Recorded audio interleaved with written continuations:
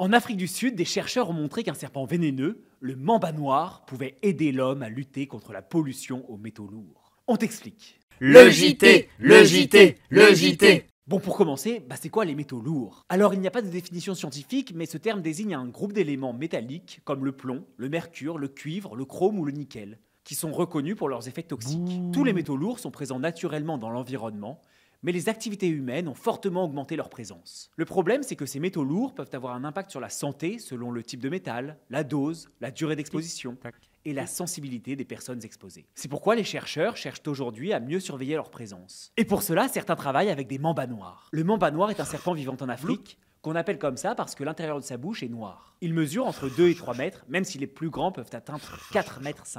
Très agile, il peut se déplacer entre 16 et 20 km/h.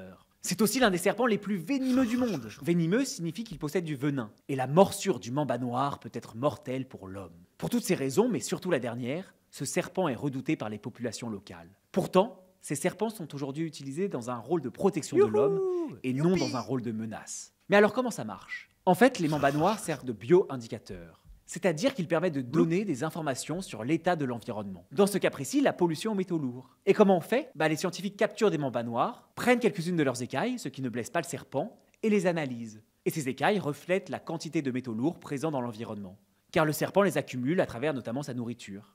Cette analyse permet donc de savoir s'il y a beaucoup de métaux lourds ou pas. Cette méthode qui ne blesse pas l'animal permet de faire de ce serpent menaçant un allié dans la lutte contre les métaux lourds. Sur ce, je vous laisse, et à la semaine prochaine. Allez, on s'abonne.